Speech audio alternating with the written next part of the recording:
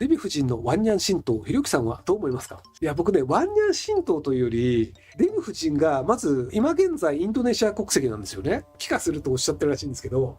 で、もう一人立ち上げる予定の人が、中国人で上海育ちで上海の大学を卒業して帰化した人なんですよ。なので、インドネシア国籍の外人と元中国人で、この人が中国の国籍を捨てたかどうかがわからないんですよ。中国と日本の二重国籍かもしれない人と、インドネシア人が日本で政党を作りますって言ってるっていう。蓮舫さんは日本国籍取ってもらって台湾国籍を捨てたというのを言っています。で、もちろん本人の国籍を確認することはできないので、嘘ついてる可能性もあるんですけど、少なくとも蓮舫さんは日本国籍しか持っていないと言っていますと。で、僕が知る限り、デヴィ夫人は日本国籍を捨てたインドネシア人なんですよ。相手の人も中国国籍を持っていたことがあって、日本国籍を持ってる人で、中国国籍捨てたとは言ってないし書いてないですよ。僕が調べた限りね。なので、外国籍コンビが日本の政党を作りますって言ってるっていう、いやいや、これどうなんっていう。ところが、そう、日本全然関係ないから、それなんか、中国と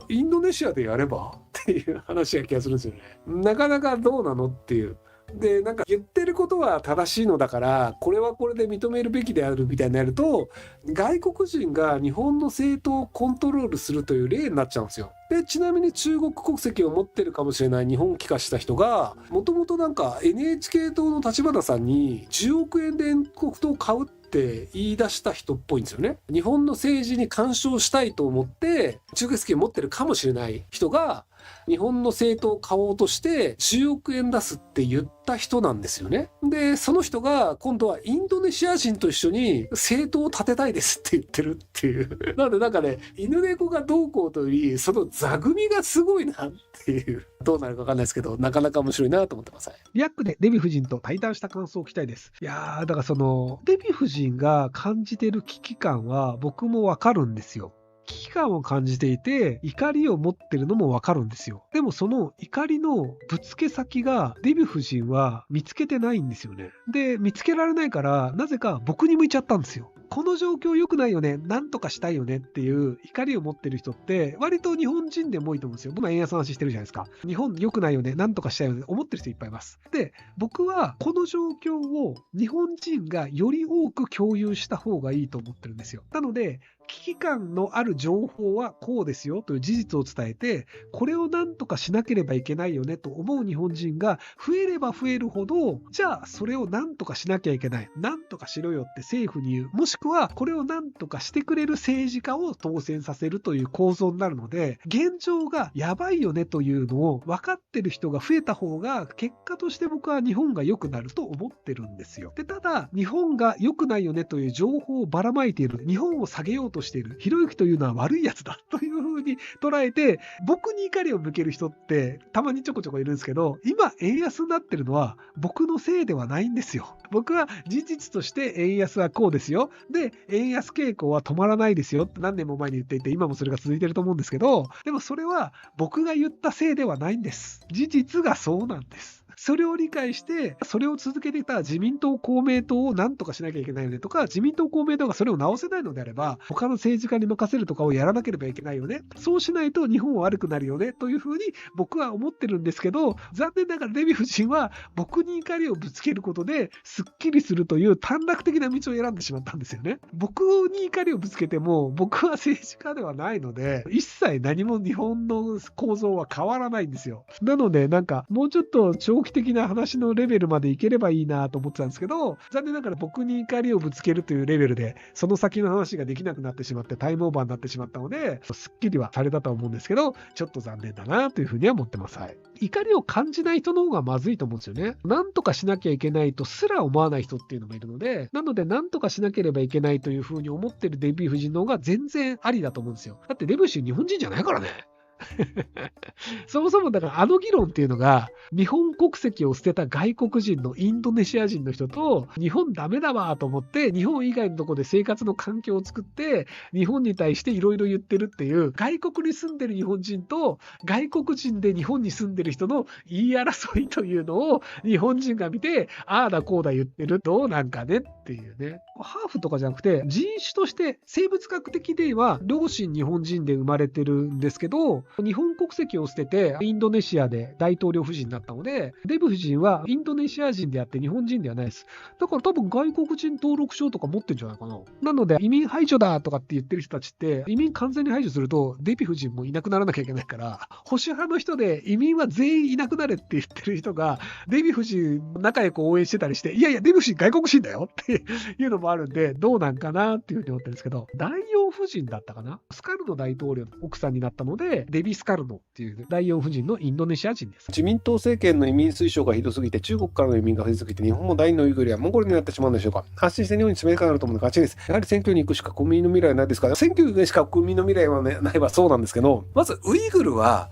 ウイグル側から見ると中国の人たちが増えたよねっていうので、中国の人たちを外国人移民だと考えるとそうかもしれないですけど、あれはもう侵略みたいなもんで、もともとウイグルは別の国という概念だよねとか、チベットも別の国の概念だよねっていうのがあったんですけど、その概念っていうのを取っ払って、お前ら中華民国やろみたいなので中国になってしまったっていうのもあったりするので、なのでそういう意味でいくと、ある種内政問題ということに今はなってるんですよ。中国国内というか世界中的に。移民を入れてきて起きたということではなくて、むしろ昔の時代のその強い人がここ俺の国なって言ったらそれに従うしかなくて、で結果として中国の中でどんどん中国が一体化政策をしていったっていう結果なので、そこは別になんかちょっと移民問題とは違うかなっていうところなんですけど、でただ日本の場合も移民をどんどん増やそうとしているっていうのは、安い労働力が必要だよねっていうところで短期的に考えると移民に頼った方が儲かるんですよ。日本人の若者そもそも少ないよねとか、肉体労働やらないよねってなって、で儲けたいから外国人移民入れますっていうので、外国人移民を入れて、外国人移民が年を取った時にどうなるか、その人が年を取ってじゃあ家族を作って住み始めて、で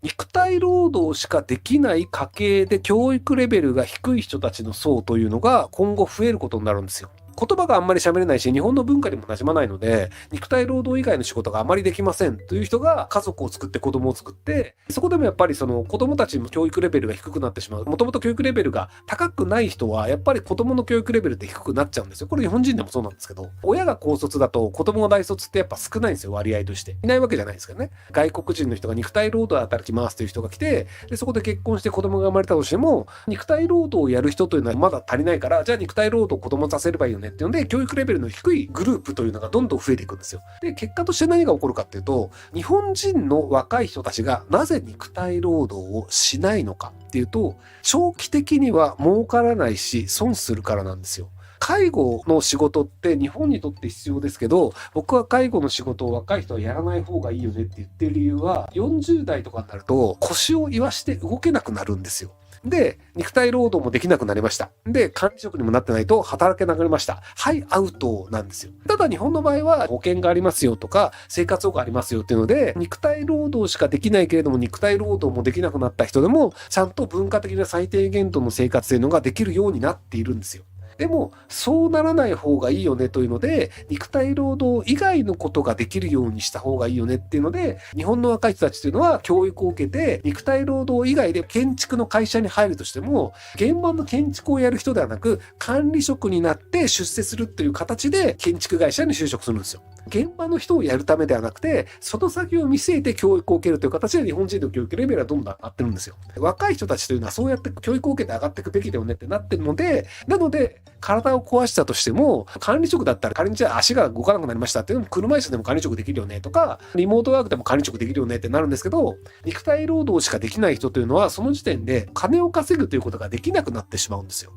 で、そういう人って日本だときついよねっていうのが分かってるから、今の日本人は肉体労働だけで一生暮らしていこうってならないわけじゃないですか。でも外国人の人たちはそれしかできないし、それが続いていいよねと思ってるんですよ。外国人の人たちで日本に肉体労働で来ている人っていうのは、その国でも教育レベルの低い人たちなんですよ。どんな国でも大卒の人がいて、頭のいい人がいたりして、で、その国の知的レベルが高くて、頭のいい仕事をしている人は、別に他の国に肉体労働で出稼ぎする必要ないんですよ。かっこシリアは除く。内戦が起きてる国とか別ね。内戦が起きてる国とかは死んじゃうから優秀な人が逃げるんだけど、そうじゃない国の場合って、その国でそれなりに稼げるからその国でいいよねってなるんですよ。その国で稼げなくて肉体労働しかできない人っていうのが外国のに労働者として来るっていうのが結構あるんですよね。難民は除く。で、日本の場合、難民ってそんなに来てなくて、単純に金が稼げない、その国で稼げないけど、日本に行ったら稼げるんじゃねえのとか、アメリカに行ったら稼げるんじゃねえのっていう、単純にその、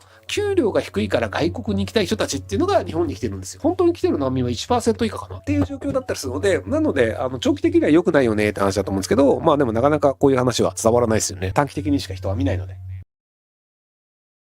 ご視聴ありがとうございます。